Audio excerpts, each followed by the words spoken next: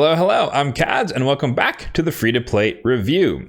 So we have the latest iteration of the Deck of Fate to talk about, the Adventure Deck of Fate. And as we all know, I am rarely a fan of decks of Fate. I just think they're just bad RNG, locking away rewards. In this case, we do also have the bad iteration of it, meaning that it is an artifact enhancement, meaning it's going to cost you a good amount of silver, and it is a Dungeon Divers, which just does not give you a substantial amount of points. So if we check out the info here, you can see the breakdown for each of the ranks and rarities and whatnot in terms of Dungeon Divers points, but that's not going to be the primary source of points. It's more of an auxiliary source of points. You're just running dungeons whilst you do this over the next 4 days, and you'll be able to get 1 to 2, maybe 3 flips worth relative to farming dungeons. The primary source of points is, of course, the artifact enhancement thing. And if we were just kind of extrapolating from like 5 and 6 star, getting it to level 16 and assuming maybe 1 million silver per, it's going to be like literally over 100 million silver, and that's being fairly generous,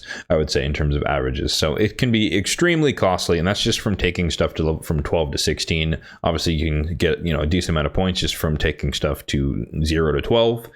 So there is some credit to be earned back there. It's just going to be cheaper. But overall, it's somewhere in the ballpark of around 100 million silver, which is kind of ridiculous. So what do you get if you are willing to invest in that? You do get some Slayer pieces. So I definitely think these types of events where they offer gear sets and gear pieces can be hit or miss depending on what you're looking for, what you need. In this case, this is a more accessible, and I say that very lightly, but a more accessible way to get the Slayer set because it is a Forge Pass set, meaning that prior to this, the only way you could obtain it is from the few measly bits you get from the free Forge Pass, or you just pay for the Forge Pass and you get a boatload of forgeable materials. So with that in mind, you could invest some silver, not necessarily 100 million, but you can invest some silver, get a handful of flips, and walk away with some decent Slayer pieces. And for those who aren't aware, the Slayer set is formerly the Rathalos set, and it is the one that features crit rate, crit damage, and speed, and then it also starts to fill turn meter and ignore a little bit of defense when you start to fill out the pieces. Outside of the gear, you do also have 150 anniversary points, and I'll remind you once again that if you are participating or trying to go all the way out to the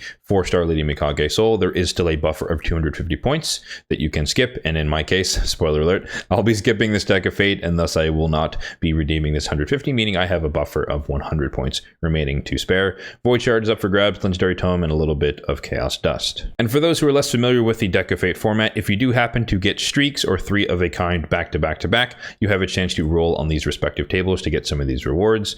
And the breakdown is as such for the 40 cards. They're 15 common, 15 rare, and 10 epic cards. So once again, if you do get 3 commons in a row, 3 rares in a row, 3 epics in a row, you have a chance to get one of these rewards from their respective tier. So if there are any spreadsheet haters out there, don't worry, we're not going to go into it today because there's really not much to show. The Dungeon Divers is a horrendous way to acquire points, and that's all it's going to tell you, how bad it is to get 40,000 points and flip all the cards. So we already know that. So we'll just skip ahead to what I plan to do, which I kind of hinted at earlier, which is just not do this.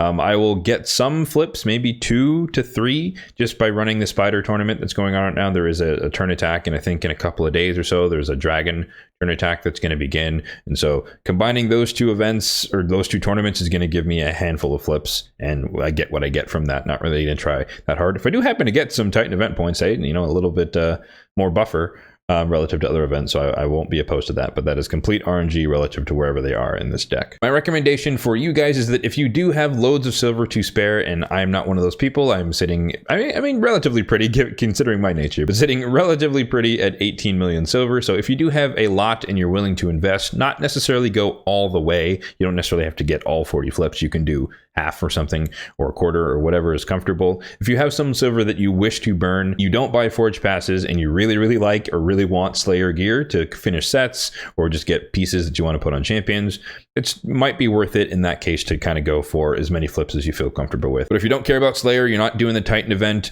you don't have tons of silver, might as well hard pass, or just passively get it if you happen to be running dungeons at this time. So yeah, that's going to do it for the free-to-play review of the latest iteration of the Deck of Fate, the Adventure Deck of Fate. At this point, we're mostly familiar with the format and layout of these, so there's really not much else to add aside from what we've already addressed relative to this particular iteration of the Deck of Fate. Let me know in the comment section down below what your guys' plans are for the Adventure Deck of Fate, and if you are going for it, let me know if you get any really juicy pieces of Slayer. As always, if you did find this video helpful, then be sure to hit that like button down below, and if you did enjoy the video, then be sure to subscribe to the channel for more content just like this one in the future.